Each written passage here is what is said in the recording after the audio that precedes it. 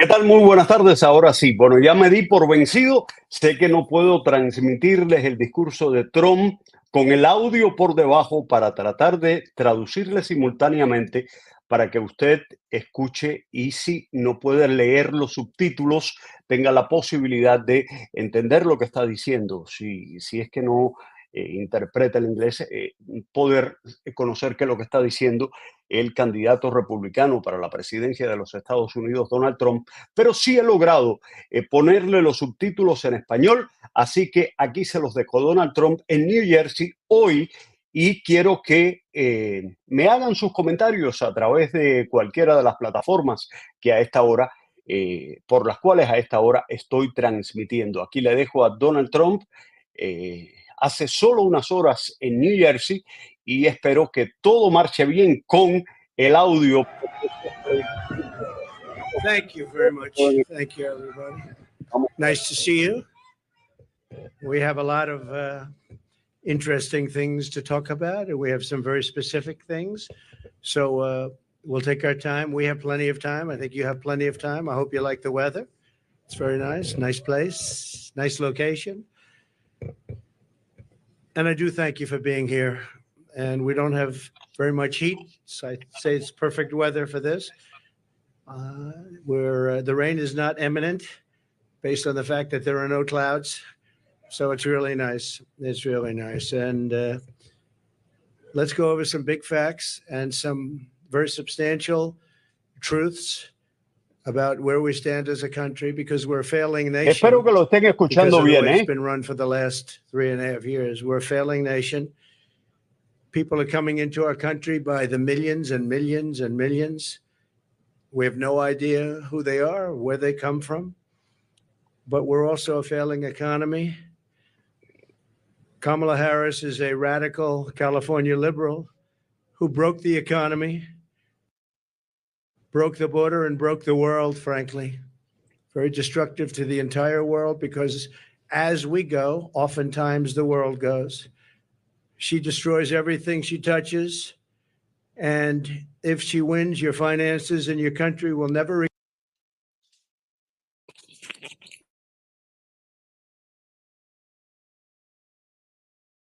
recover. You're never going to recover.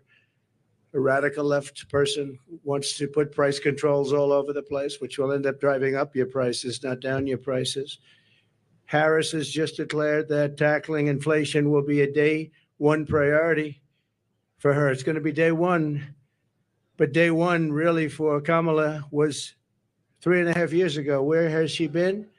And why hasn't she done it? Why hasn't she done it?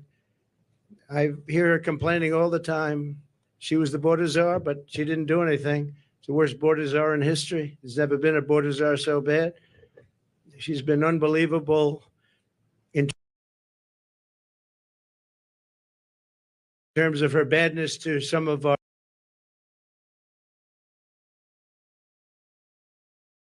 allies, some of our great allies. You know who I'm talking about.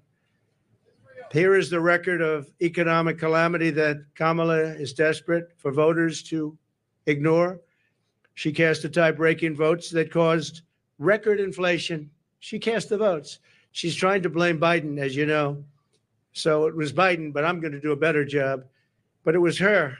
And if she wants to do a better job, she's still got 5 months left, right? But she can't do a better job because she doesn't know how to. And she's of a place in life where she wouldn't know what a better job is. Going to destroy our country. And as a result of Kamala's inflation price hikes, they've cost a typical household a total of $28,000. These are numbers coming from government. They're not coming from me. $28,000 she's cost the typical household. Kamala's inflation nightmare continues to cost the average American family $1,100 every single month. $1,100. Again, government numbers. You're paying $148 more a month on food. It's every month. Average family, because Kamala and her ideas, and Joe Biden too, I mentioned him, but he's sort of gonzo. It all started with the debate. I should have been a little bit easy Somebody said your debate performance was horrible. I said, why? Because you forced him out of government. But I believe she'll be just as bad. I believe she's maybe in many ways going to be worse because he wasn't really a radical left, but she is. She's real. He wasn't real. So I think she's going to be in many ways easier to beat than Joe Biden. What they did to him was disgraceful, by the way.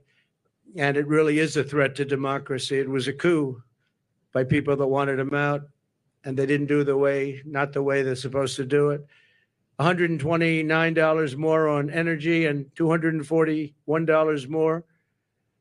This is all per month on rent. So you have that 148, 129, 241, and then many other increases. You add it all up, it's thousands and thousands of dollars that she and he have cost people. The cost of a typical monthly mortgage has doubled since I left office, and that number was about 3 months old from government, and now it's tripled. We had mortgage rates at around 2%, close to 2%, and they're now at 10%, and you can't get a mortgage. So that means it's a lot higher than 10%. I guess it is whatever they want to give over the money, and that's a lot more than 10%. So when you think about double, they've actually quadrupled or more than that. Think of that, quadrupled, which really kills the American dream for young people. Young people are being devastated by what they've done to our country. Grocery prices have skyrocketed. Cereals are up 26%. Bread is up 24%. Butter is up 37%. Baby formula is up 30%. Flour is up 38%. And eggs are up 46%.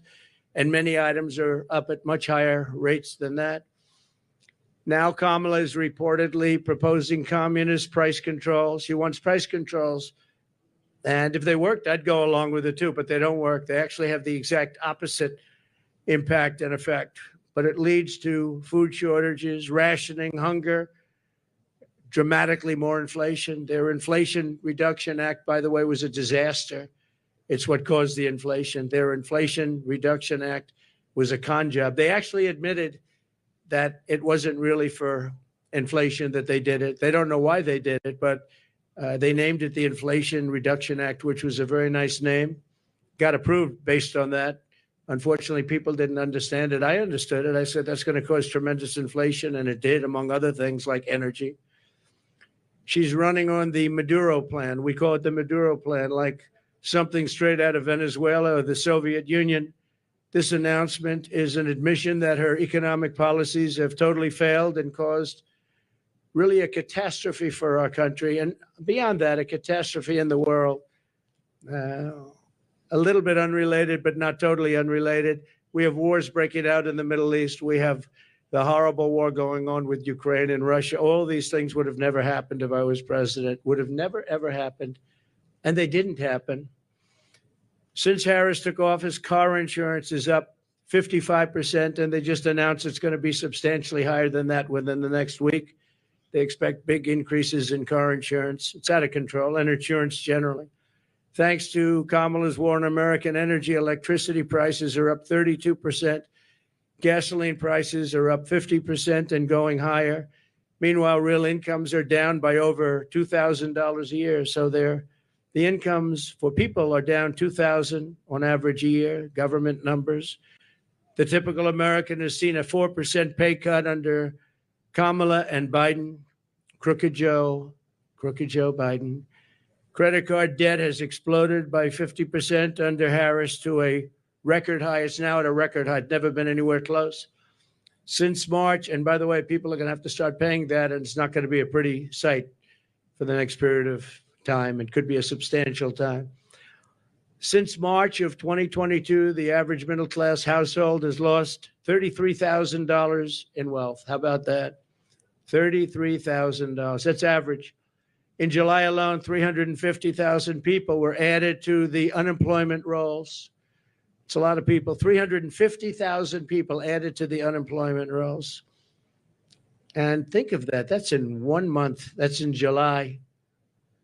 Virtually 100% of the net job creation in the last year has gone to migrants. You know that?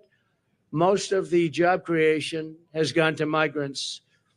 In fact, I've heard that substantially more than actually beyond the number of 100%. It's a much higher number than that, but the government hasn't caught up with that yet. But virtually right now, as of the time they did this, virtually 100% of the net job creation in the last year has gone to migrants. Harris gave work permits and Social Security numbers to more than 3 million illegal immigrants to steal jobs from Americans. So think of that. And, you know, they're having a lot of problems with Social Security. I'm going to be the one to save Social Security, but they're having a lot of problems with Social Security because under their system of putting all of these people into it, it's going to blow up and fail. If she's elected, Social Security will fail. It'll be a blow up like you've never seen before. It'll be a bankruptcy of the entire system, probably the nation itself. You don't have to imagine what a Kamala Harris presidency would be because you're living through that nightmare right now. And it is a nightmare. It's a nightmare. And you're going to stop inflation, but we're going to have a crash. And we're going to have a crash like a 1929 crash if she gets in. You saw a gentleman yesterday who got up, one of the top analysts in the world, frankly, and said that if Trump isn't elected, he predicts, and he's predicting you have a stock market crash like 1929. He also said the only time and the only reason the stock market has gone up, even though it had some bad moments recently, but I think we'll take a substantial lead. You saw the polls come out today. We're leading in most of the polls, but you'll have I have a lot of friends over there. So I don't think they're reporters, however, are they? This was supposed to be for reporters. Thank you very much.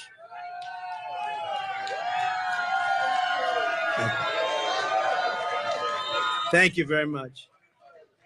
When I left office, I handed Kamala and crooked Joe Biden a surging economy with no inflation. The 30-year mortgage rate was around 2%. Gasoline had reached $1.87 a gallon. We actually had many months where it was lower than that, but we hit 187, which was a perfect place, an absolutely beautiful number. Real income surged by more than $4,200 a year when I was president. Harris and Biden blew it all up. And if Kamala wins the election, the worst is yet to come. You'll have a real problem in the future because people don't respect her in the world. People don't respect her in the economy.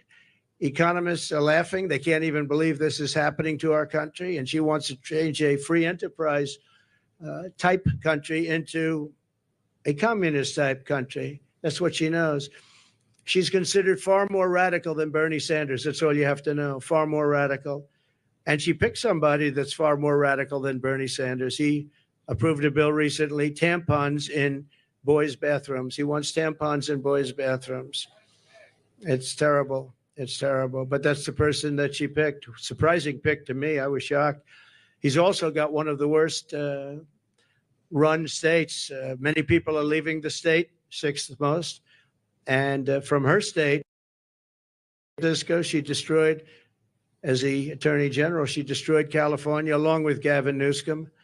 And she, San Francisco, you know, was a great city 15 years ago. Now it's considered almost unlivable. You can't live there. And what they've done to that great state with the beautiful weather like this weather, they have this weather all the time. And they have the ocean, they have the sun, they have everything good. But what they've done to it is a shame. And she's going to do the same thing to our country. It was the policies. They had a recent article, and I didn't know this, but you're allowed to rob a store as long as it's not more than $950. Has everyone ever heard of that? You can rob a store, and you have these thieves going into stores with calculators calculating how much it is. Because if it's less than $950, they can rob it and not get charged. That was her that did that. Harris is campaigning on the largest tax increase in American history, including ending the Trump tax cuts, one of the largest tax cuts ever in our country's history, and working with families, a gigantic capital gains tax hike they want, and a new wealth confiscation tax. It's called wealth confiscation tax, which isn't going to make all of her supporters, you know, she's got some supporters that are wealthy people because They're stupid people, but they're wealthy people. She said that a 70 to 80% tax rate is, quote, a bold idea that should be discussed and studied. 70 to 80%. She co-sponsored legislation to abolish very popular private health insurance, which 150 Americans rely on, dumping everyone onto inferior socialist government-run healthcare systems with rationing and deadly wait times while massively raising your taxes. She wants to take away your private healthcare. There are many people in this country who spend a lot of money on private healthcare. It's the best healthcare in the world, by the way. But they want to do it. They worked hard to make money and they want to do it. Under her, you're not going to have private health care plans anymore. And you can be a wealthy person or a middle income person and you want to spend on a really good plan, better than a government plan could be, far better. And you're not going to be allowed. You're all going to be thrown into a communist system. It's a communist system. You're going to be thrown into a system where everybody gets health care. It's you wait for your doctor like 10 months, 12 months, 11 months. You got to see some of these plans, how they work in other countries. It's disgraceful. So private health care is gone. She wants it out. Now, she could change on that, and she might change on that. She's changed on everything, but I said, why are you changing? I actually was asking somebody that knows her, why is she changing? She had these policies and ideas for years and years and years and very solid on them. All you have to do is go back and look at your tapes, which many have been discarded because they don't want, discarded by the fake news, because they don't want people to see what she said just a year ago and 2 years ago. I've never seen anything like it. Even my statement on waiters, waitresses, caddies, a lot of great people, people that drive cars, no tax on tips. All of a sudden, out of the blue, she comes out. That was months ago I said that. And she came out and she said, no tax on tips. She could have at least said, you know, President Trump had some great ideas, but one of the ideas was no tax on tips. I think it would have been nice, and people would have accepted that. But she just came out like it was hers, and she never had her. In fact, just the opposite. The IRS is all set up to really go after people that make tips. And they passed legislation and signed executive orders, making it really hard on waiters, waitresses. And that was very recently. That was just before I made the proposal.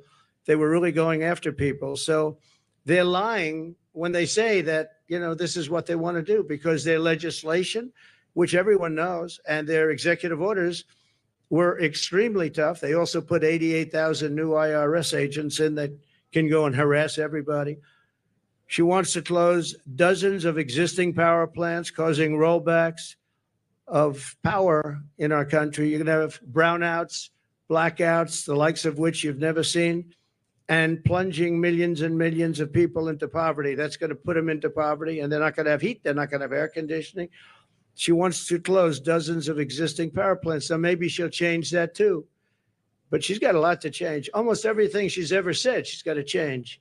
Nobody's ever seen, and that's why we're here. Nobody's ever seen anything like it. She wants to abolish coal, oil, and natural gas, 84% of U.S. energy supply. And it's the coal and the natural gas, clean coal, I call it, and oil, natural gas that create electricity. And by the way, I'm a big fan of electricity. If we're going to go with the AI, if we're going to do that, I don't know if you know, but we need twice the amount of electricity currently supplied for everything to the entire United States of America. So to be competitive on AI, I was talking to Elon Musk. We had a great discussion the other night. I agree. And he said a big problem is getting the approvals to create all of that energy, all of that electricity, specifically electricity. And you're going to need that for other forms of modern business too. And I'll get it done, but other people aren't going to get it done. They're not going to be able to get it done. As border czar, and she was the border czar. She was, I don't know if she was proudly called border czar, but that's what Crooked Joe Biden called her. She's the border czar. Everybody said it. And then about 2 weeks ago, she didn't want to be called the border czar anymore. She said, oh, I was never the border czar. It doesn't matter. She was the person responsible for the border. And she never went there. She went to a certain location once, but I would have gone there and taken my family to dinner there. That was not a place that is going to the border, a place with no problem. As borders are, she allowed 20 million people, and I believe it's higher than that. People say 13, 14, 12, 10, but now they're all up to around 12, 13, 14. They have no idea because you have millions and millions of what they call gotaways, the gotaways. Gotaways are people that pour into our country. We have no idea who they are. That's the worst of all. But she allowed at least 20 million people to invade our country, and she wants to give them all citizenship and free government health care and let them raid Medicare and Social Security, which will, again, she will destroy Medicare. She will destroy Social Security. And frankly, there's nothing she can do about it once this happens. There's nothing she can do about it. She called for abolishing ICE. These are great patriots who are tough, tougher than anybody in this audience. Some of those people, I know them over there. Some of those men and a couple of the women, to be honest, they're tough as hell, but they don't want to fight MS-13. I've seen it. They go in. Long Island has had a lot. We got them out, but now they're coming back because of weak policy and because of things that she wants to do, like defund the police. You know, she wants to defund the police. Now, she has since said, no, I don't want to do that anymore. The one thing I see with politicians, they always go back to where they were. She wanted to defund the police, and she wanted to abolish ICE. I was going to say, though, these ICE people are incredible patriots. They're tough as hell, and they go into a pack of MS-13 gang members, the toughest in the world, probably the toughest gangs in the world. They come from different parts of South America, and they want to come in and in Long Island, not too recently, but recently, they carved up with a knife two beautiful 16-year-old girls who are walking to school. And the reason they used a knife instead of shooting them was very simple, because it's more painful. They wanted to watch them agonize. And these are animals, and we have to get them out of our country, or we have to put them in jail because we don't want them back. Sometimes you have to put them in jail because their country doesn't want them back. They'll send them back the way they do. Just so you know, I know all of the people that we're dealing with as the heads of countries. And they're very smart. They're very streetwise. And what they're doing is they're taking all of their criminals, and they haven't brought all of them yet. They brought a lot of them, though. But they'll bring all of them. I'm shocked it's taken so long. If I were in their country, it would have gone a lot faster. I will tell you that I would have gotten them out, too. And they're bringing them into the United States. They're taking their drug dealers and their rapists, murderers, and every criminal, bringing them into the United States. And their crime rates are way down. They're bringing people from mental institutions and insane asylums into the United States, and their population for the mentally ill is way down. They're in the United States. They're dumping them in the United States. They're driving them through a border that's totally open. We stopped them. We didn't let it happen. And when I first came into office, you know the story, that President Obama at the time had no way of getting them back. And I said, I want to get all of the MS-13 in particular out of our country, bring them back to where they came from. A general said, sir, that won't be possible. Why? Because they blocked the airports, they blocked the roads, they blocked everything. You can't do it. I said, so they're making a concerted effort? Yes, sir, they're making a concerted effort. We can't do it. They put planes on the runway so we can't land the planes, sir. And the same thing with the roads. They block up the roads. So if we have buses coming in, they block up the roads. They're totally blocked, and they're terrible. It's been that way for years, sir, all the way back to Bush. It's been that way for years. And I said, well, how much do we pay them in terms of economic development and aid? Sir, we pay them $750 million. I said, that's okay. Call them immediately and tell them we're not paying them anymore. And the following morning, I got a call from the three main culprits. Sir, I'd like to speak to you because I don't understand what the problem is. I said, well, you've sent us gang members, and they send them. Remember that. They send them. They said, you send us gang members, you send us killers, and you send us drug dealers, and you send us horrible people. And when we want to bring them back to your country, you won't accept them. And that's under President Obama and all the way through. And therefore, you're in default. You are in total default of the money that we send you. And we're not going to send you the money anymore. You're not getting any of the $750 million and more. We're not giving you any. You are delinquent. You are delinquent in what you've done. and you're not getting, sir, please, can we talk? I said, yeah, we can talk. What? We would absolutely love to have MS-13 sent back to our country. We think they're wonderful people. They're not wonderful people. They're wonderful killers. But they changed their tune totally. When I said they weren't going to get the money, I don't know why these people don't do it. And the $750 million now is billions of dollars because Biden increased it very substantially. He thinks by sending them money, they're going to send fewer people into our country. How stupid is that? So they're giving him $2.5–3 billion. The 750. Not only did he give it, I didn't even pay after they made the call because I said, you've treated us badly for so many years. We're not going to pay you it anyway. But now they're giving him billions of dollars, billions, much more than when I took over. It was 750. Now they're giving him billions. But they said, there must be an understanding, sir. We would love to take them back. And I said, well, you're going to get them back. And we started bringing them back by the thousands out of Long Island, out of Michigan, out of Ohio, by the thousands. And she compared ICE agents, these brave people, to the KKK. She said, the ICE people, the ICE agents, I compare them to the KKK. Well, they don't really, because, when you go into like Long Island, like Ohio, like Michigan, we had a lot of them. And you see these men, in most cases, the agents, get out of a van and walk into, they call it a pack. It's a pack, not like a political pack, slightly different, even nastier, hard to believe, right? But they would go into a pack of these killers, and all you do, I've seen it so many times, all you do is see fists and feet and hands and fighting. And 2 minutes later, they stand up and they walk out. They have them by the feet.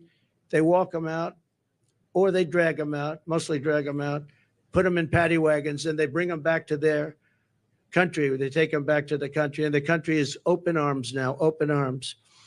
And it's an amazing thing. For her to say KKK is very unfair, but she doesn't know. She doesn't want to know. She's a very strong communist lean. She wants to end detention of illegal alien migrants, releasing vicious monsters into our communities to rape, maim, and murder our population. She endorsed defunding the police and no cash bail nationwide. She was the original no funder. And the only thing Kamala Harris can deliver is horrific inflation, massive crime, and the death of the American dream. She is in favor of the death of the American dream because everything she does really stops. Any one of these items stops the American dream. We want our youth to go back and dream of being successful, someday being really successful and employing lots of people. And you can't get up early enough. I gave up that life for a life of politics. I gave up all of these beautiful places that I have all over the world for a life of being abused by the fake news media. And yet I would do it again. Somebody asked me the other day, would you do it again? I said, absolutely. Why would you do it? Why would you put yourself through? They go after you. They weaponize government. You have to deal with crooked judges that are after you and crooked prosecutors. And the New York court system is vicious and totally biased and frankly, totally crooked. Why would you put yourself through? I said, because we're going to make America great again. That's what we're going to do.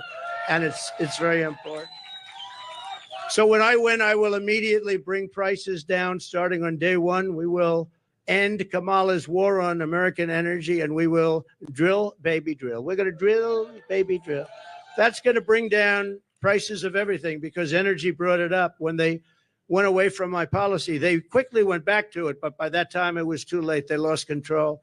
But they've gone back to it, and if they win the day after the victory, they'll stop with all the drilling. But they went back to it because prices were going through the roof. They were going really bad.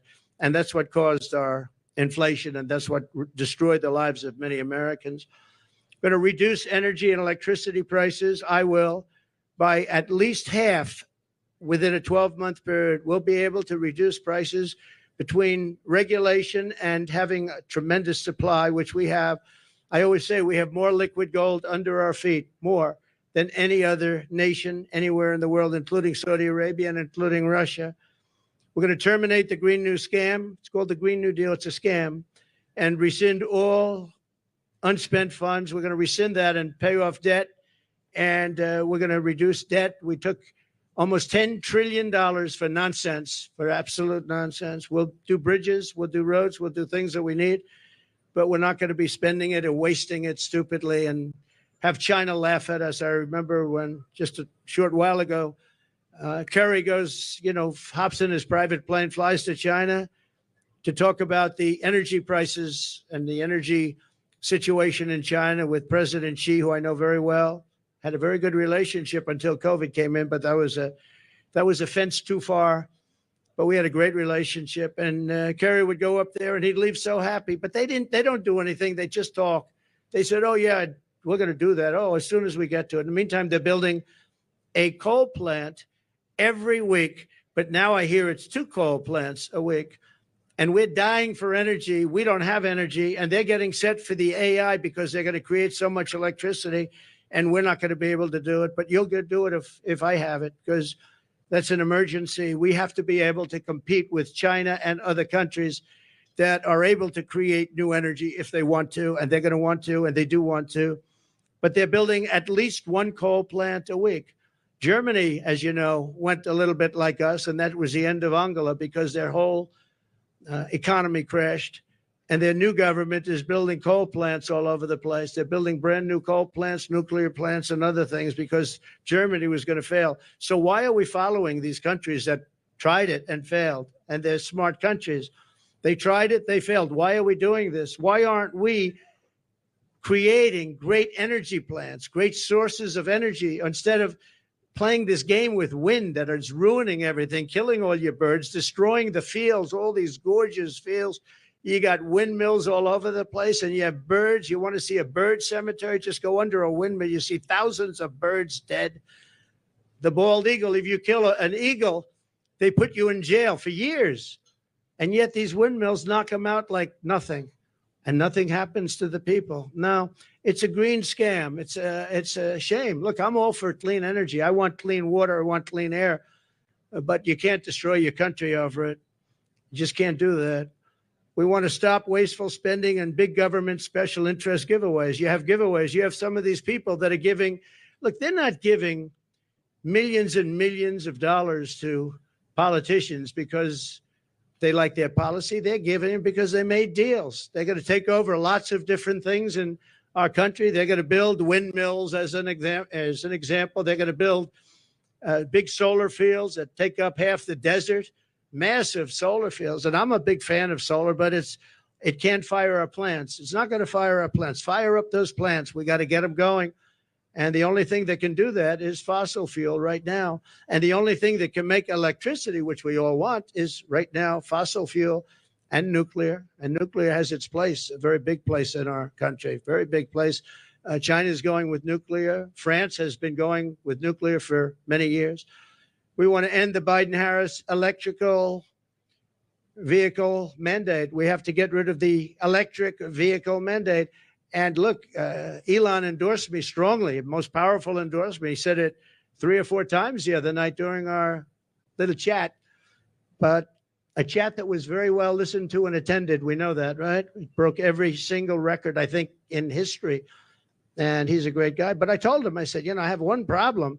I'm all for the electric car, but it's a very small percentage. I think the electric car is incredible. I think what you've done is incredible.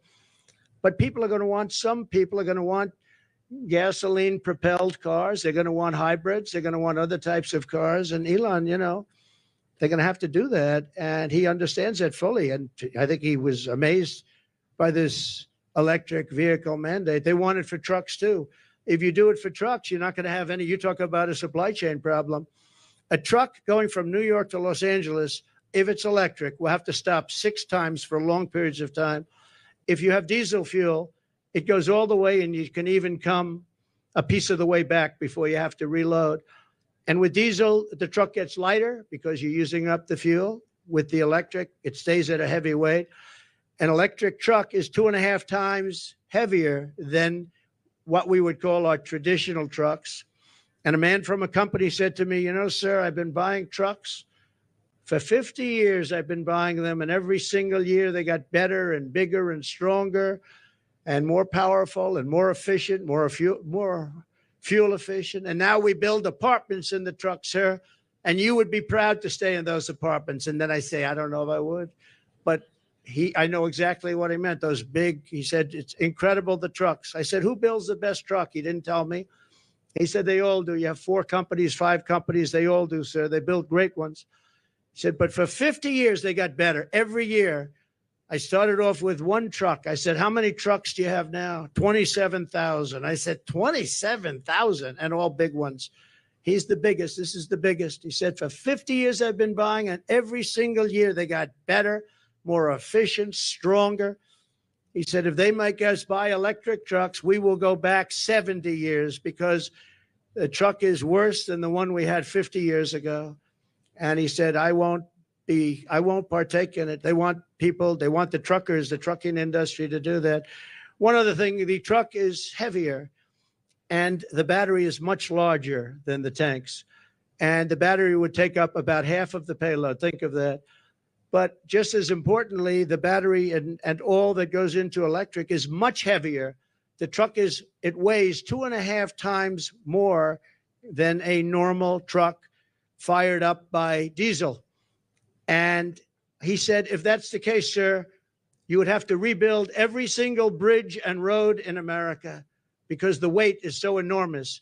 It wouldn't be able to go on the bridges and all of the different weight-bearing roads in America. I said, did you explain this to the people? I mean, you know, a 5-year-old child, if he was hearing these things, it doesn't go far. It takes too much room. You don't have any room left for anything. It's almost the whole thing would be carrying a battery. Does anybody explain this to these people? We do explain it. They know it very well. At the end of the meeting, they say, we don't care. Just start making your electric truck. We're not going to do it. We're not going to do it, he said. So we're going to repeal all that. We're going to repeal Kamala's regulatory onslaught, saving households an estimated $5,000 a year at a minimum. The massive tax cuts and no tax on tips. We're going to make sure it gets done. She's not going to get it done.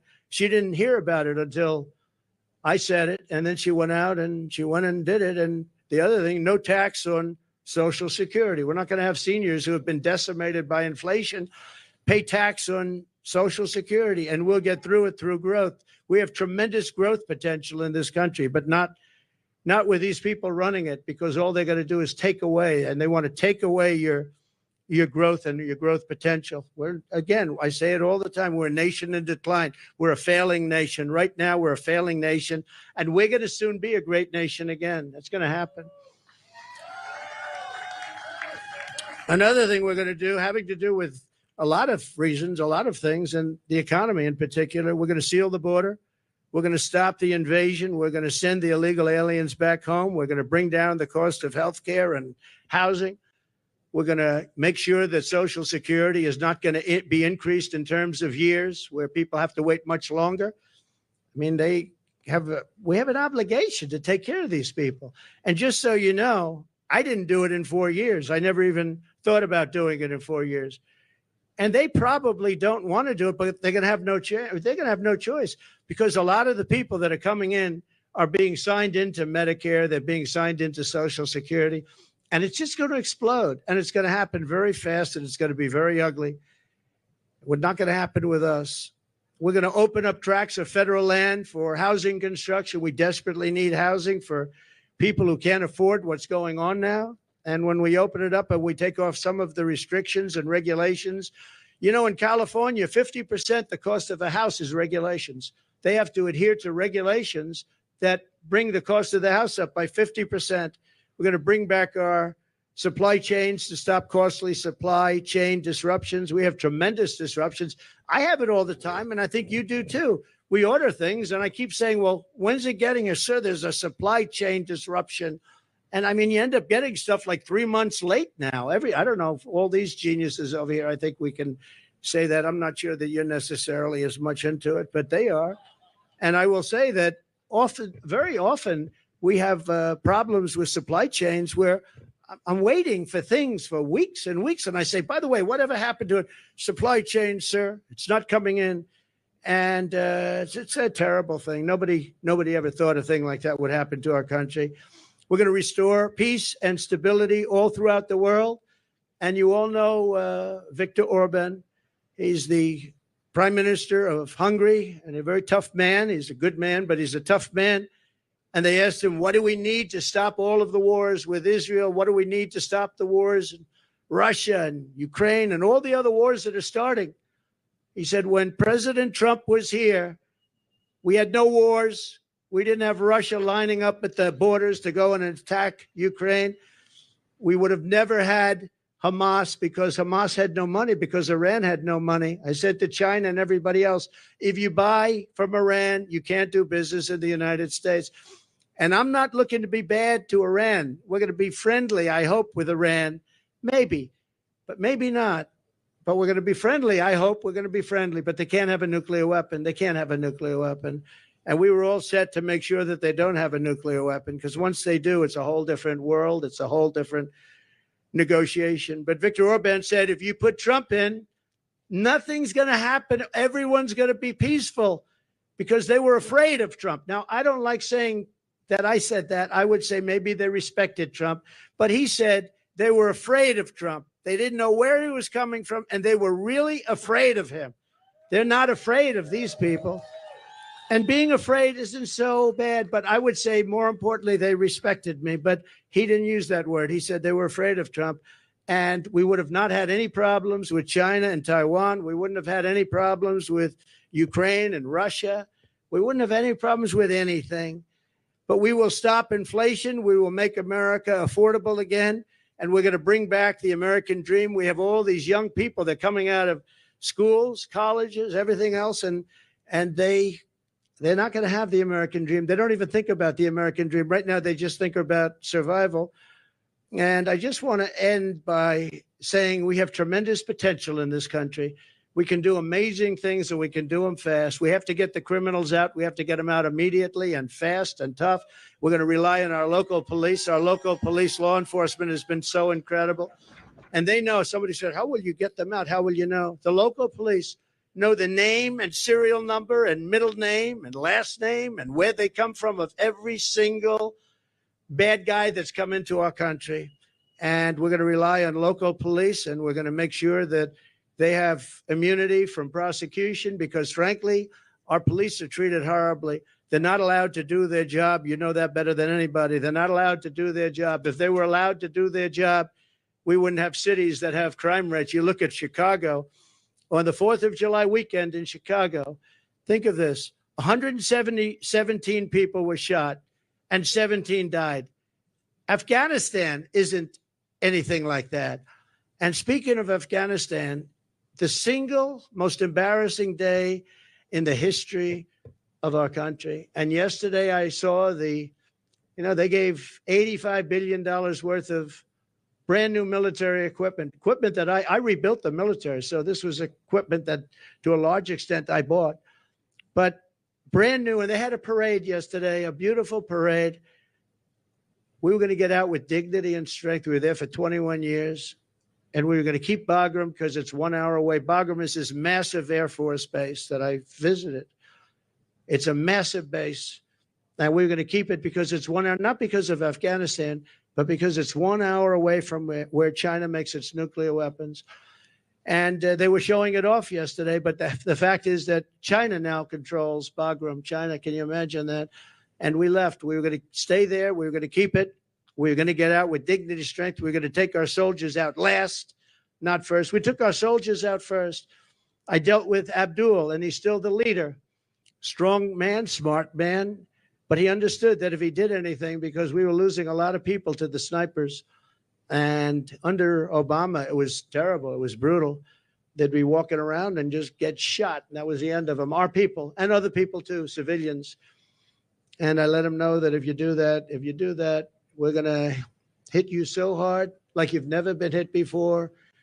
But why? He said, do you send me a picture of my home? Why? Why do you send me a picture of my home? I said, you'll have to figure that one out later. But I said, we're going to have to hit you people so hard like we've never hit anybody. And he understood. And he said, yes, Your Excellency, I understand. He called me Your Excellency. I wonder if he calls that to Biden. I doubt it, right? But he understood that, and he respected us.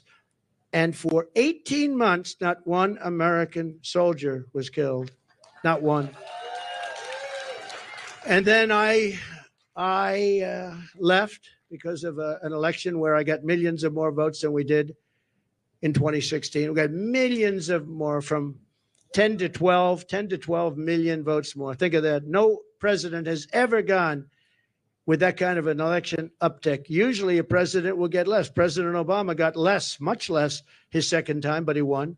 But he got much less. We got 10 to 12 million votes more. And that's not including other votes that we could talk about at another day. But this is their votes, 10 to 12 million more. And we left. And that's when all the problems started. We didn't have these problems. We would have never had a problem with Abdul. We would have never had a problem with anybody, frankly. And I'd have to say, you're looking at things behind me. They did a nice job. Wow, I haven't gotten to see. That's good. I don't like the tags very much. Look at that, up 46% eggs. Wow, up 65%. Wow, school lunch is up 65%. How can a family afford that? But look at this over here. What a nice job. I think I'm going to take some of them back to my cottage and have a lot of fun. Like the Cheerios. I haven't seen Cheerios in a long time. I'm going to take them back with me. Bacon is through the roof. They're all through the roof. The milk, everything is bad. And we're going to straighten it out. We're going to bring prices way down, and we'll get it done fast. And with her, it's just talk. She's a radical left San Francisco person who destroyed the place. And I don't know. It's hard to believe that she can even be in the discussion.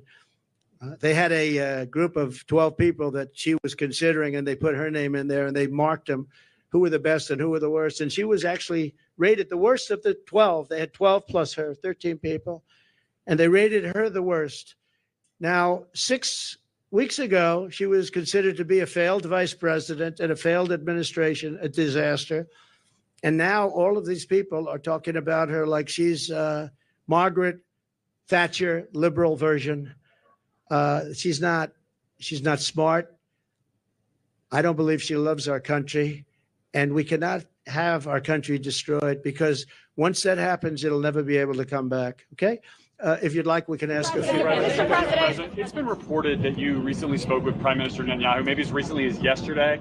Can you clarify when the last time was you talked to him, and what advice, if any, you're giving him about a ceasefire, about ending this war?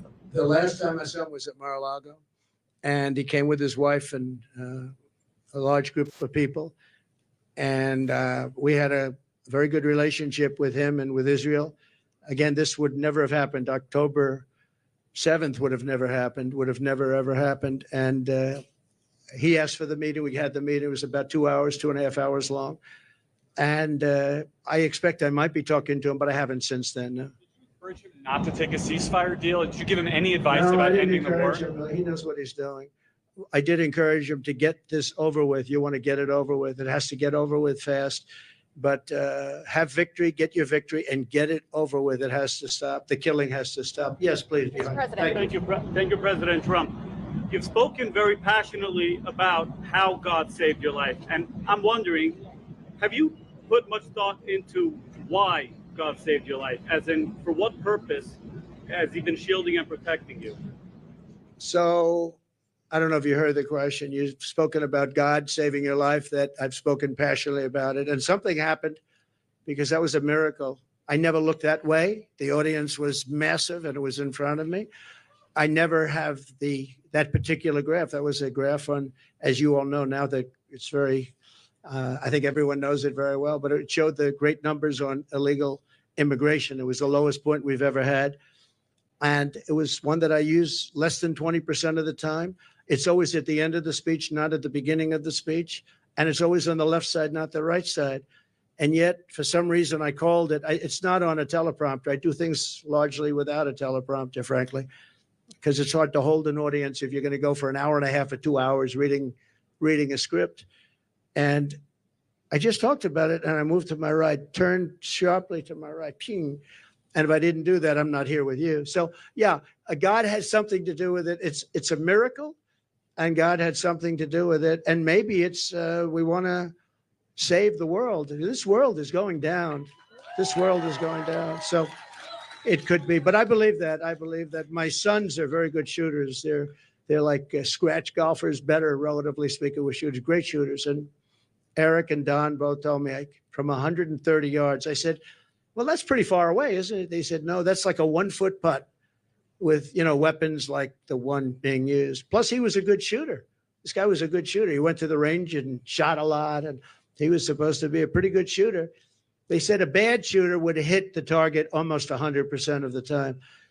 So something happened. And I have to say the Secret Service sniper did an amazing job. He had 5 seconds to find the target and hit the target, and he hit the target within, think of this, 5 seconds. And he was much further away because he was over here, and this other person was over there. So you have to give credit. And I have to also say about the Secret Service, when I was hit, I knew it because when I touched, there was blood pouring all over my hand. I said, I guess I know what that is. And I was going down for protection. And they were screaming, get down, get down. There was bullets. And those Secret Service guys were, and person Kate, they were on top of me in a matter of, I think, 3 seconds. It was time dead. And bullets were coming out. I would hear the bullet. I didn't realize you could hear it, but now I know very well. Those bullets were going right over my head. They were there and very brave. There was nobody that said, I'm not going to be going there. They just, they were there very quickly, and they were very brave. There were mistakes made, obviously. He shouldn't have been up there. The roof should have been taken care of. And there were mistakes made. There's no question about it. But there was a lot of bravery also. We have to remember that. Okay, thank you very much. Brian? Thank you. I'm going to talk about credit card debt for just a second. You've got all these items. Reached a record. It's a record. Credit card. 48% up. And many families going into debt just to pay for groceries. Yeah. What's your message to Americans right now that you can make America affordable again? Well, I would say my message to them. So he said, credit card debt is at the all-time high. It's never been like this. What's your message to America? How are we going to solve that? And what will they do? You know what I think they should do? They should, on November 5th or sooner, if it's early voting, which largely it is, which is ridiculous. We should have one-day voting, paper ballots. We should have voter ID, and we should have proof of citizenship, because people are voting and people are going on now without citizenship. But we should do it, and maybe we'll be able to get that done too. It's one of the things I want to do. But my message to them would be very simple: vote for Trump, and we're going to fix the problem. We're going to get it fixed. We'll get it fixed. Follow-up question, Yes, if I could. Kamala's been promising on day one, I'll do this. And for basically 4 years, she's promised this day one. Yeah. What will you do on day one to turn this country around? So she is saying when she gets in, she's in now. And especially with Biden, because, I mean, he's not in the best of shape.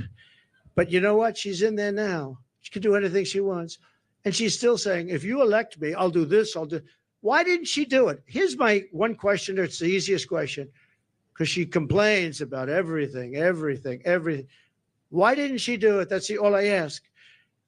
On day one, we're going to drill, baby, drill, and we're going to close the border, and we're going to let people come in, but they're going to come in legally. They're going to come into our country legally. But on day one, we're going to do many things. I can do a lot of things at one time. But the question's often is, what's the first thing you're going to do? I would say we have a tie. We're going to close the border. We're going to stop the millions of people coming in, and we're going to take all of the criminals that have come in, and we know every one of them. I know.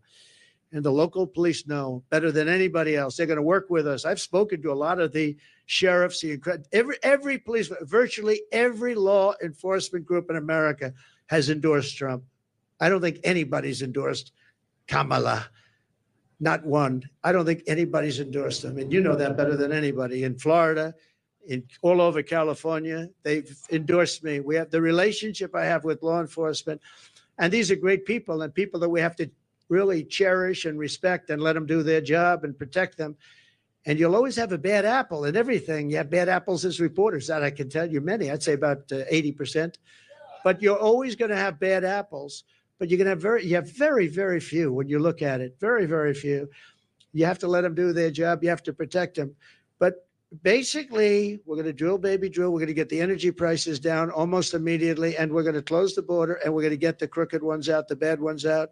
And we're going to let a lot of people come in because we need more people, especially with AI coming and all of the different things. And the farmers need, everybody needs. But we're going to make sure that they're not murderers, killers, drug dealers, and the kind of people that we have largely coming in right now. Okay? Mr. President, many of your allies who want you to win in November say your current strategy isn't working, that you need to stop with the personal attacks on Kamala Harris and deliver a more disciplined message. Do you agree? And also, you added more people to your campaign today. Yep. Is that a sign of a shifting strategy? No, I think it's a sign of we want to close it out. We have great people. Susie is fantastic, as you know, and Chris is fantastic. They're leading it. Corey Lewandowski's coming in. He'll be, a personal envoy, or he'll be at some level. They're going to be, they're doing a great job. Look, we've taken, with all of the abuse we've taken from the fake news media, all of this horrific abuse we take.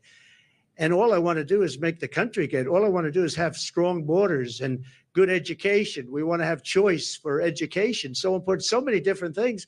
You would think it would be the other way. We rebuilt the military. We did so many great things, but that's the way it's been for Republicans. And I guess more so for me than anybody in history. And that's okay, because we're leading in the polls. For the most part, we're leading in the polls. We were leading Biden by a lot.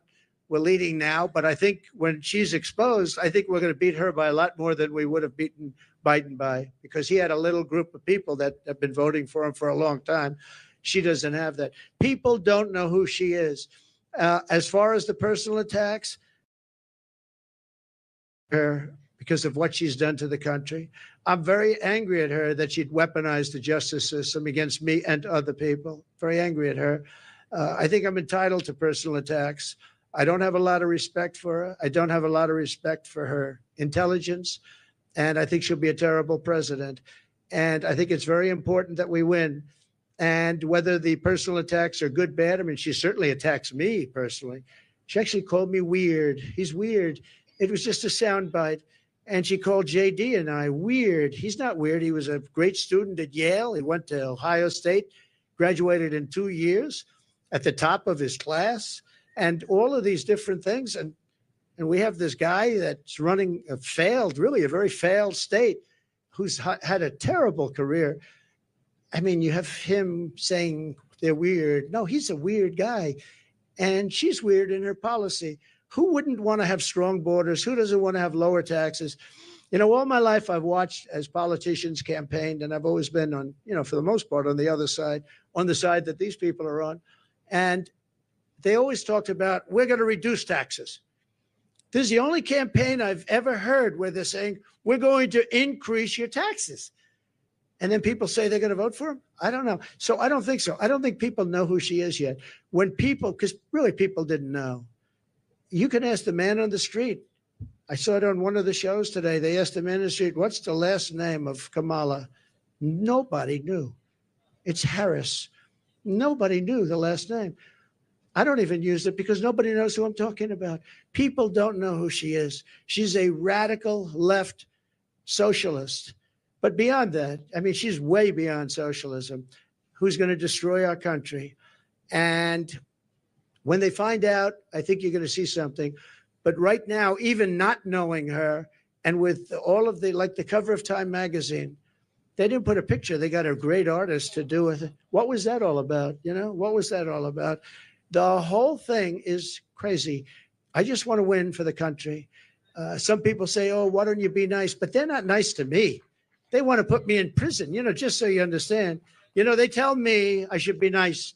They want to put me in prison. It's never happened before in the history of our country. I did nothing wrong. I have crooked judges. I have crooked prosecutors. And they're all Democrats, all Democrat areas, other than in Florida, where you had a brilliant judge who ruled in my favor. I won the case, the documents case, won it in its entirety. And Jack Smith, deranged Jack Smith, suffered a defeat. But in New York City, everything's clubhouse, everything. I know it very well. I grew up there. I know it very well.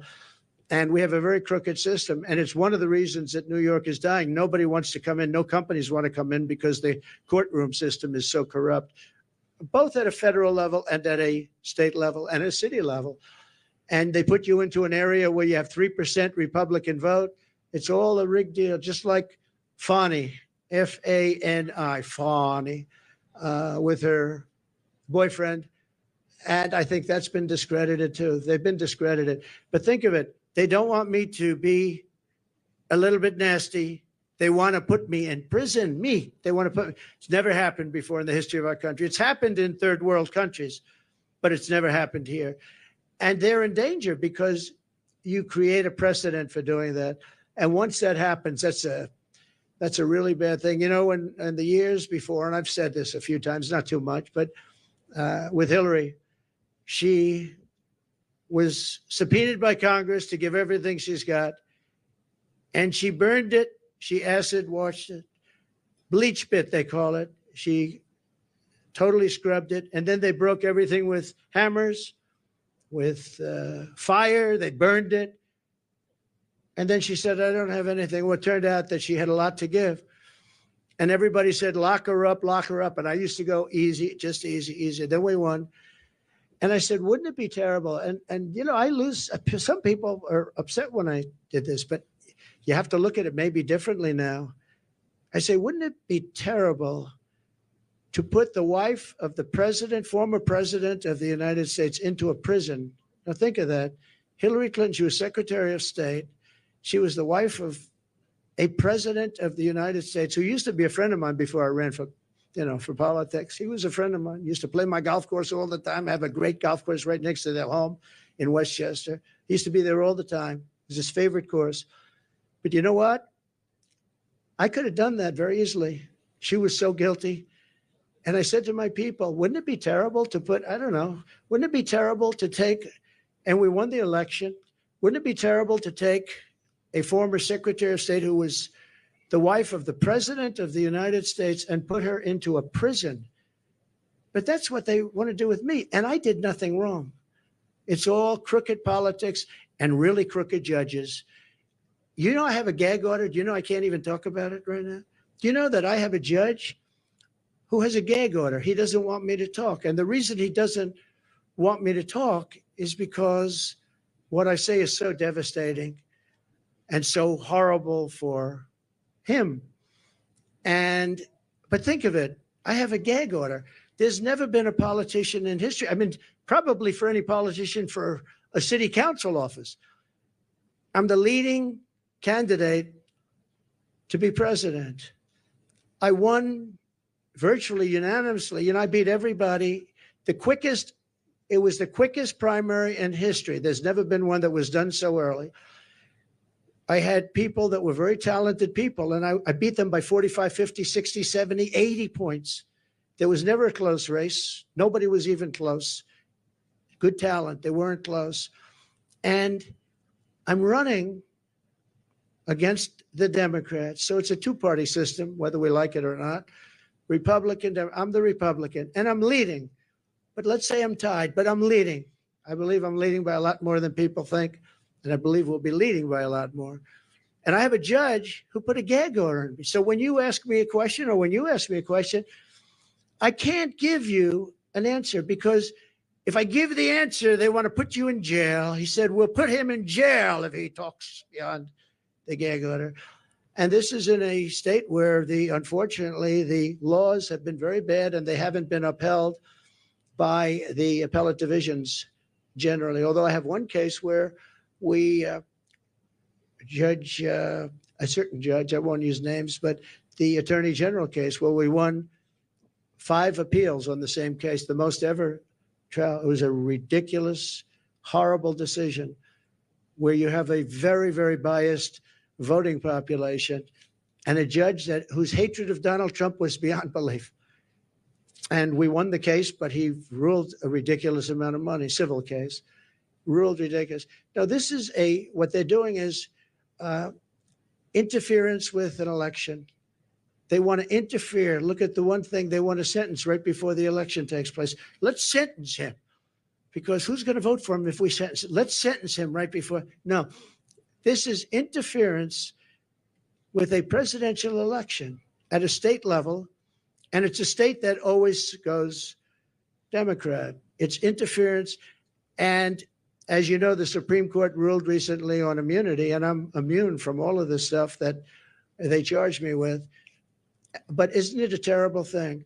And yet Hillary Clinton, when it came time to make a decision, I said, I don't want to put the wife of the president of the United States in prison.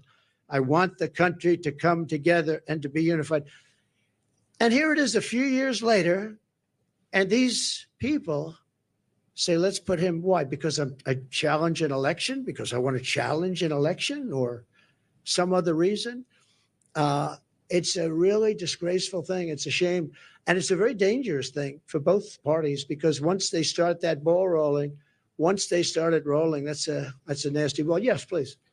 Please. Two quick questions here. Nikki Haley told our Brett Baer that Republicans need to stop whining about Kamala Harris, focus on courting those independents, those suburban women, the moderates out there. What do you think of that strategy? And would you consider having Nikki Haley on the campaign trail with you? Sure. I think that we've done very well. I think that we're hitting a nerve. I think this is a different kind of a race. All we have to do is define our opponent as being a communist or a socialist or somebody that's going to destroy our country. I fought Nikki very hard. I beat her in her own state by legendary numbers.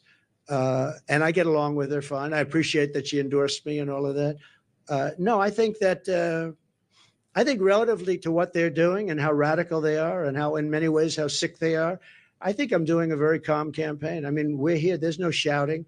Now, you'll say he ranted and raved, and not you, but some of you will say he ranted and raved. I didn't rant and rave. I'm a very calm person, believe it or not. If I wasn't, I probably wouldn't be around anymore, probably wouldn't be around. But no, I think I appreciate her advice. I have to do it my way. I ran against her, and I did it my way. People said I should maybe do it a different way, but I won in South Carolina by numbers that nobody's ever seen before. It wasn't even close. And I think she's a good woman. I'd love to have her support. Yeah, she gave me support, but I'd love to have her go around and campaign.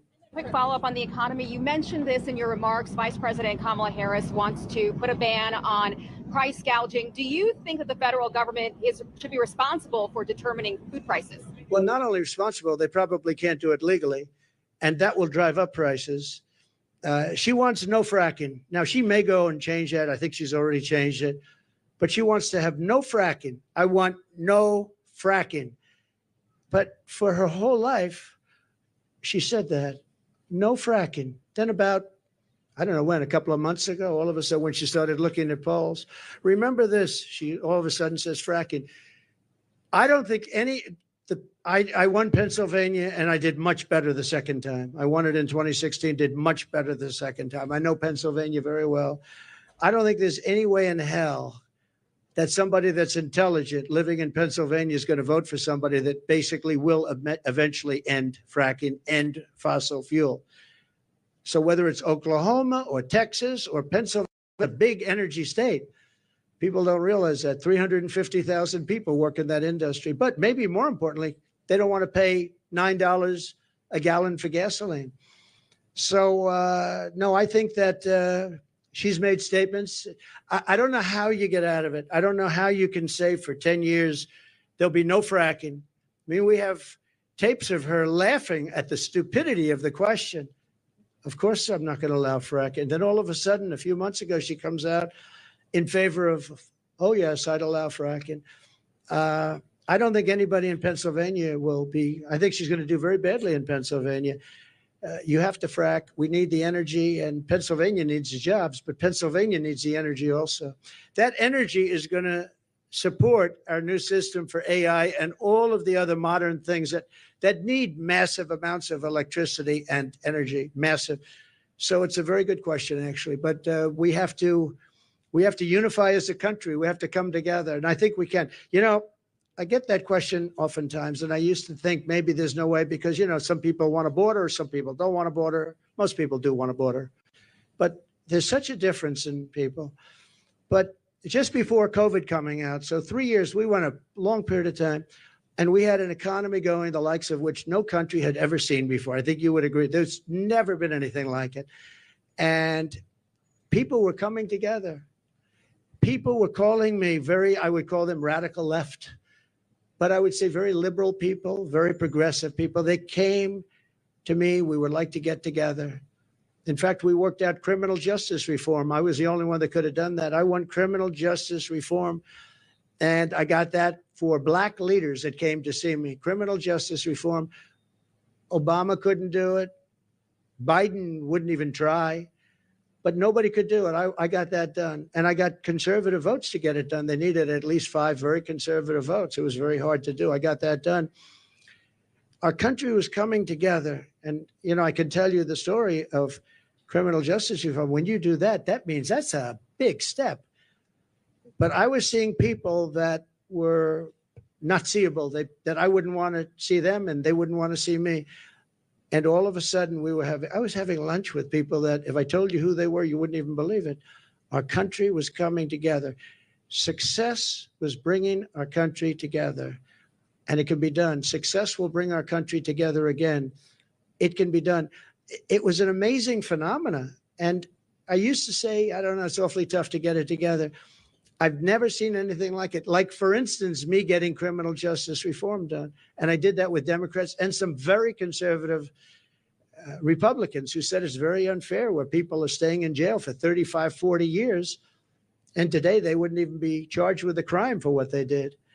And we got it done, and I was very proud of it. But our country was coming together. The black population had the best numbers they've ever had on jobs, on income, on everything. The Hispanic population had the best numbers. Asian population, men, women, young people with diplomas from the best schools, Harvard, MIT, the Wharton School of Finance. They're all coming together, and everybody was happy. And young people without a high school diploma, the best MIT students and people without a diploma were all working. They were making more money than they've ever made. There wasn't one group that wasn't doing better than it was the year before, 2 years before, or 10 years before. It was the best our country had ever done, and we were leapfrogging China. China didn't have a chance. I took in hundreds of billions of dollars in tariffs from China. Hundreds of billions of dollars. No president ever took in 10 cents. And what happened was an amazing thing. We had a great, successful country, and our country was unifying. It was the first time anyone's seen it, but our country was unifying.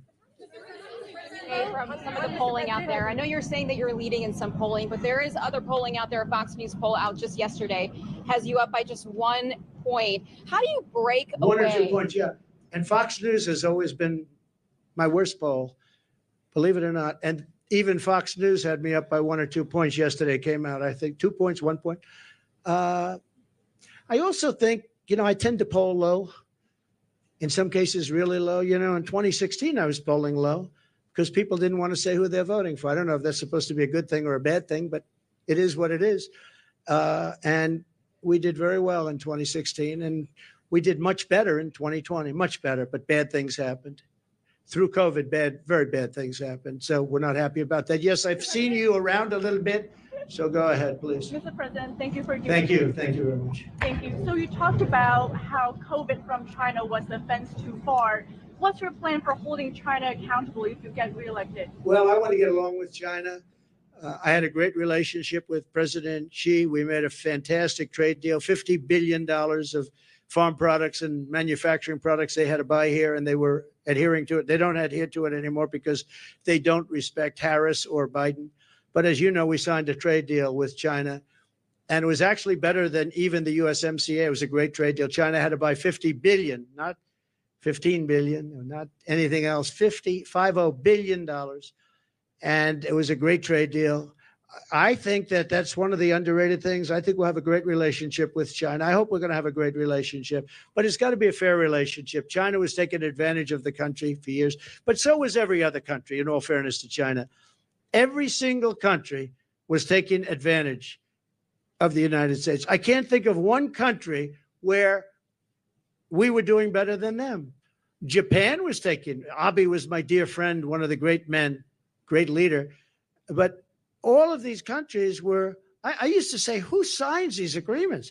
It's amazing that we economically survived because we had such bad negotiators, or people were getting paid off.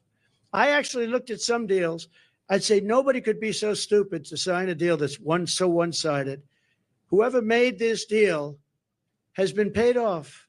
And then I'd look into it a little bit. Yeah.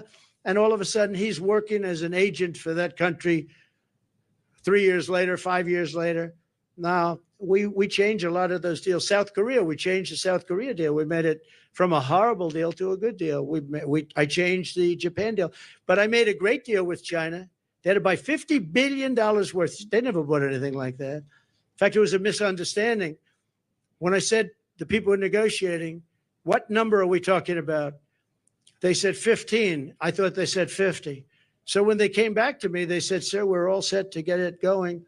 I said, good. What's the number? 15. I said, you told me 50. Why are we going down to 15? They said, no, we said 15. I said, you told me 50. Actually, I heard them wrong. They said 15, but I heard them wrong. So I said, go back and get 50. And we got 50 instead of 15. And it was great. You know, I really think that we can have a great relationship with China. We can have a great relationship with a lot of countries that right now. One of the things with China, I know as much as any country, but all of the countries, the one thing is they have to respect you. If they don't respect you, and you know, I was very tough in countries like Japan, and yet Abe, who was a great man, assassinated, horribly assassinated. He was a great man. He was a great leader. But I believe, and I was very tough on him. I was very tough on Russia. Russia, I was probably the toughest. I ended Nord Stream 2. I ended the biggest deal they've ever done, the biggest pipeline in the world, the biggest. All of Europe was going to be supplied by Russia. And I ended the deal. It was dead. And then Biden comes in and approves it. And they say, oh, I was nice to Russia. No, Putin actually said to me one time, you know, if you're supposed to be like friendly with me, I would hate like hell for you to be angry at me because you are brutal. Think of it. Not only that, the sanctions, but forget the sanctions. I ended Nord Stream 2. The pipeline was dead. And then Biden comes in and he got $3.5 million, in all fairness, from the mayor of Moscow's wife. Remember that? During the debate, we brought it up, and Chris Wallace, who's not the father, he is not, there is no resemblance between him and Mike Wallace, that I can tell you. He said, you shouldn't be talking about that. I said, why not? They got the family, $3.5 million from the mayor of Moscow's wife. Why wouldn't I talk about that? He wouldn't let me talk. I said, I'm negotiating against two people, not one. I turned out to be right because a year later, that was a big scandal. Why did he get $3.5 million? But Biden approved immediately the pipeline in Russia, Nord Stream, and he killed the Keystone XL pipeline, 48,000 jobs. He killed it. He did the exact opposite of what he should have done. Yes, please. I know you had your hand up. Nice to see you. Thank you, Mr. President. Thanks for taking my question. You referenced your conversation with Elon Musk earlier this week. I want to ask you about that. You praised how he treats workers, saying they go on strike and you say, that's okay, you're all gone, so every one of you is gone. Are you really comfortable with companies threatening to fire workers who go on strike? Well, no, I want companies to get workers that are going to love them and work for a wage that lets the company make a profit so they can go and expand. In that case, they moved, as you know, they moved the company from California, Elon, from California to Texas because they were able to get things that California wouldn't give. And I did ask him one question. You're moving a very big company out of California that's been there for years into Texas. Did the governor ever call you and say, like, let's work it out because we don't want to lose you? And he said he never called. Governor Newsom, he never called. And you would have thought if I were governor of California and if Elon or anybody else, they have oil companies leaving, I would be calling. But no, Elon wants to run an efficient company. And if he has to he got rid of a lot of people on X or former Twitter, like a lot of people gone, and it still works. It still works. So you got to run the company productively. And there are going to be a lot of jobs around. I want it so that a person doesn't get lucky and find a job. I want a person that can look for 10 jobs and all 10 companies want them. And you negotiate much more than you'd get by doing what you just suggested. So, you know, he's a strong man. He's a strong guy. He's a brilliant guy. and he wants to get the best he can, and he wants to get the best workers. He pays a lot of money to a lot of his workers. It's to a certain extent supply and demand, but ultimately that's what's going to lead to a great country. So. To follow up on that really quickly, because some people took at that as you saying that you would be comfortable with companies threatening to fire workers. Sean O'Brien, who spoke at the Republican National Convention, saying that firing workers who are wanting to organize or striking is economic terrorism. So just to be clear, that's something that you are. Well, that's not. Yeah, they weren't organizing against Elon. He let them go because he was having a lot of problems in California. They were making it impossible for him. In California, what they were doing with the taxes and everything were making it impossible for him. And Sean O'Brien's a great guy from the Teamsters you're talking. Yeah, Sean is great. I think Sean would understand it better than anybody.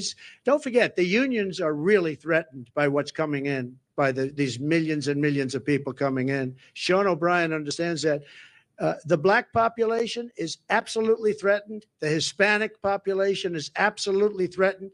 Because these people are coming in, they're going to take their jobs. They're going to make it very, very hard. What's happened in our country is very dangerous, very bad thing. Because Governor Tim Walz is out on the campaign trail today, and he's been saying that he believes that you want things to get worse so that you can campaign on it, that you're rooting for failure. What's your response to that? I wish I didn't have to do this. If our country were run by Democrats and it was run beautifully, where we were really being productive and everything else, I would have never done this. I wouldn't have done it if I thought I couldn't have won. I think I can win. I think I can win easily once they're exposed for what they are, which is, radical left lunatics, and that's what they are. They're going to ruin. She's going to ruin our country. Going to ruin our country. And I just hope the people of our country, and I believe they are, because I see it already happening, but I hope they are able to think for themselves, because if they think for themselves, if they look at the destruction that's going to be caused by Kamala and this person from out of nowhere, he came out of nowhere, a state that I love that state, but a state that's doing so poorly, where he's the one that signed in tampons in boys' bathrooms. He signed a bill that boys' bathrooms, all boys' bathrooms in Minnesota will have tampons. And what's going on? What's wrong with us? What's wrong with us as a country? So no, I would, if we had somebody doing a phenomenal job, I would be extremely happy. What I want to do is I want to see, even the last few months, I hope the country does really well, even though it would make it probably a little bit harder to win. I hope the country does really well. It's country first. I want our country to do great. If they were great leaders, I would be the first to say they're doing a fantastic job. Thank you all very much. I appreciate it. Thank you. Thank you very much. Thank you. Thank you. Thank you very much. Do you regret debating Biden so early on in this race? What? Do you regret debating President Biden so early on in the race? Do I regret debating Biden? So it was his request. He said we should get the debates on early, and I was willing. Don't forget, I got CNN, I got Jake Tapper and Dana Bash. They're not Trump people. They wanted to have a debate where their mics are turned off when the other person's answering the question. They gave me every single thing that I couldn't approve, and I said, yeah, I'll do it. So they got the debate on their terms. They got the network that they dreamt of. But that was really his decision. I had to decide whether or not I felt I wanted to debate him. And I think they didn't want to debate, but I agreed to every single thing. It was a debate where they said, we'll give him something that it'll be impossible for him to accept. And I accepted all the terms, other than when they had us sitting down at a desk. And I said, I think that makes us look bad. I don't want to sit down. Let's stand up. And they agreed to that. Other than that, we gave them CNN, we gave them Dana, and we gave them Jake. And by the way, I have to say, Jake Tapper and Dana Bash were unbelievably straight and honest. And I give them a lot of credit for that. A lot of people were saying you couldn't have a fair debate. I think we have that with ABC. I have some people at ABC that don't like me too much. I find it to be about the worst. George Slobodopoulos. I have a lot of people at ABC that I find it to be actually the most unfair of all the networks, and they want to do it on ABC. Whatever, I don't mind. The question that you're asking though about whether or not the debate should have happened would have been a better question to ask of Joe Biden, because had he not done the debate, he would still be running for president and people would be hiding him, just like they're hiding her right now. You know, they're hiding her no different than him, because I believe she's grossly incompetent. And I don't think that when people hear what she has to say, they're going to buy it. Thank you all very much. Thank you. Thank you. Wheaties or Cheerios? Which one are you picking? I want two. Which one are you picking? She's 100 years old.